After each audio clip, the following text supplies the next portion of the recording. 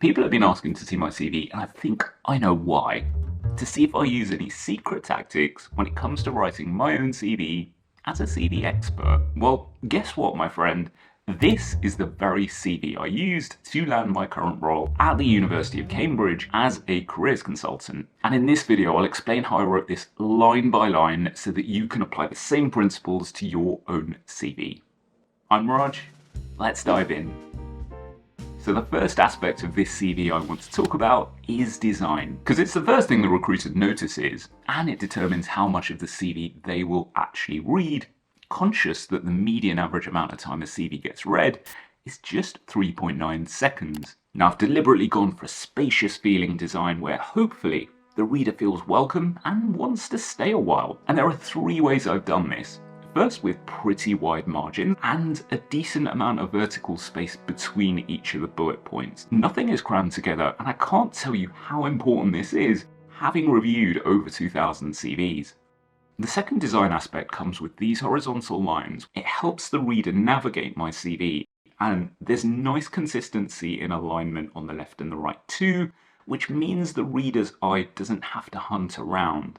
And third, where I've used bold is in one area. It's not spread out across the page, and that makes this CV appear neat and tidy. And before I go any further, it's really important for me to explain what I was writing this CV for, so that you can understand the decisions I made behind it. I was applying to my current role as a careers consultant at the University of Cambridge, and my role is made up of a few different parts. Firstly, it's the student-facing component, so one-to-one careers appointments and running workshops, and then there's building and maintaining relationships with academic departments in the university and its colleges, and there's a fair bit of research too, so sharing information via newsletters, blogs, and so on. And we can see from the actual job description I based my CV off of what they were asking for at the time. And thankfully it's not a zillion things like it sometimes can be. We got IT, delivering presentations, managing some resources, along with experience at careers work in universities and understanding the labour market generally. And already, before I'd even written a single word on my CV, I was thinking of examples to attach to each of these things in the job description. The job description, which goes on to list people and communication skills here, research and qualifications here and here. Now, one other thing I did was to think about what was not on the job description, which might also have been important to the recruiters. So it was during the time of COVID, and I saw that the careers department was pivoting heavy towards digital content. And so I thought me sharing my digital skills could be a really important and useful thing. So with that established, let's dive in line by line to my CV as I explain what I was thinking when I was putting this together. So the first thing I've included is education, and I wanted to start with this to honestly reassure the recruiter that I have those basic qualifications they listed at the bottom of the job description. Now, in that education section prior to university, I did something on this CV that I don't usually do. I listed some subjects, and I wanted to do this to show the recruiter I had interest across both sciences and humanities, to show that I'd be versatile across the full range of students at Cambridge, from anthropologists to zoologists. And keeping the education section pretty brief, I got straight into the work experience section. And honestly, looking at it now, I really should have called this professional experience. It sounds way more polished. And now we have this super important bit of experience where I worked in a careers department at another university in a pretty much identical position. I felt this section was going to be make or break, so it was critical to think about what I was populating this section with. And with this first bullet point, I took a bit of a risk because I mentioned something that was not on the job description. It's those digital skills I mentioned. And for the remaining bullet points in this section, I went for stakeholder relations, communications and career guidance, and the labour market. And if we freeze those in place, we can see how they connect to the job description. I've colour matched between the two documents so that you can see how they match up, and do pause for a fuller read. 100% recommend this matching technique for all your CVs, and it is totally worth the time commitment, I promise you. So let's have a look at what I actually wrote. The top bullet point reads, digital delivery skills have been developed through the creation of over 50 careers-related videos across Moodle and YouTube, achieving over 100,000 views, as well as delivering over 20 online workshops with consistently high feedback. Now you probably notice a few things straight away. I literally start with the skill I want to showcase, moving the active verb along, then I'm describing what I've done and use numbers. The idea here isn't that these numbers need to be big, it just gives a little bit of texture and detail. And then I end with impact. And this is exactly how I recommend writing sentences in your CV. I haven't said I have good digital skills, I've just let the actions and descriptions speak for themselves. And I keep to this format in the next bullet point too. Stakeholder relations include consulting with over 70 academics across 2 higher education institutions and running student listening sessions. At UCL, quintupling the discretionary careers spent by the Department of Chemistry and embedding careers education into their curriculum. It's that same skill, description, numbers, impact format. In consistently laying out those skills on the left-hand side of the page, I'm essentially laying out a trail of breadcrumbs where the reader cannot escape because I'm literally talking about what they are asking for. And this is key because eye tracking research studies show how CVs get read. Recruiters describe spending time in the left channels searching for relevant keywords. So that's the listed skills from the job description. This is why it's incredibly important to populate this left-hand side channel with the skills from the job description. I'm not giving the reader of this CV any chance to step away from it. I'm keeping them consistently hooked. Now, getting back to this bullet point on communication and careers guidance, I followed that same skill, description, numbers, impact format.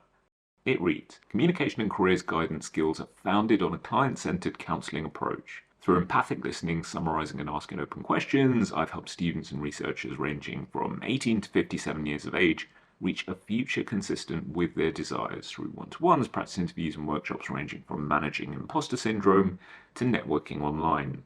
One thing I want you as a viewer to take away is how in this description part, I'm breaking down the headline skill of communication into subcomponents of communication, so like asking open questions. This shows that I know the mechanics of good communication and that I can recreate it if employed in this new role. And we can see from the rest of my CV in my previous investment banking career, I'm still showing skills that are relevant to the role I'm applying for. So IT and data skills were honed through managing over 100 trade compression algorithms spanning 7 different types of software, including the design and use of advanced Excel functions. Angling it through IT skills makes so much more sense than simply saying I did algorithmic trade compressions, which would be completely irrelevant to the reader at the career service at Cambridge. I couched that information into a bullet point for IT skills, which is something the job description asks for. If I were to literally highlight on my CV the bits that obviously relate to the job description, over 70% of it would be highlighted. And I think this is a really effective test that you can perform on your own CVs to test how well you've tailored. So there you have it. That's my CV explained, line by line, and the ideas I used when I put it together. But to give you the best chance of applying these principles to your own CV, you're going to need to know these 6 key principles. 1. For a good CV, you have to reverse engineer from the job description. I showed you in this video how I started with the job description and worked back from there. Me, I go super practical with this and I literally tick things off the job description as I write them up in my CV. 2.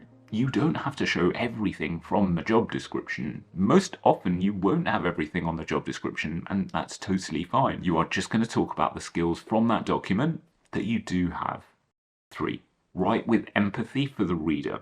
Order things in a way that makes sense for them, list the most relevant things first, and think about both what's on the job description and also not. 4.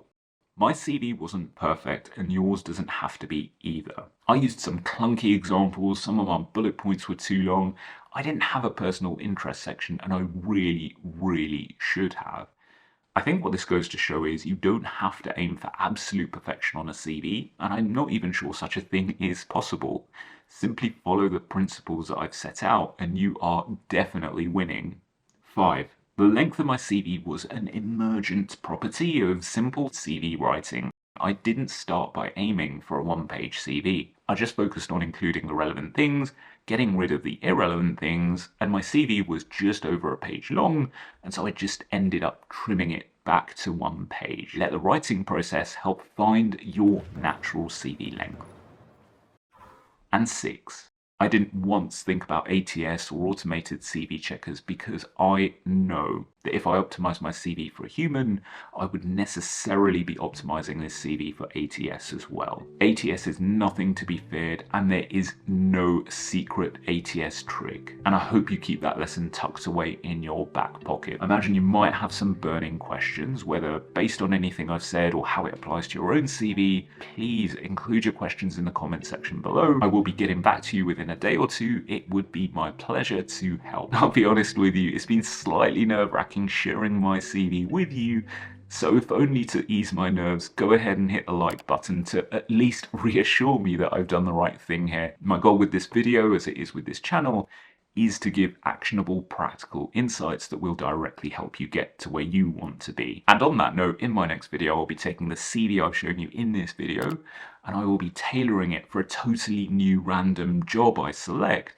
to show you how I do that. And of course, I'll be explaining that line by line too, so definitely subscribe to not miss out. Thanks for being here. Thanks for being you. I'll catch you next time.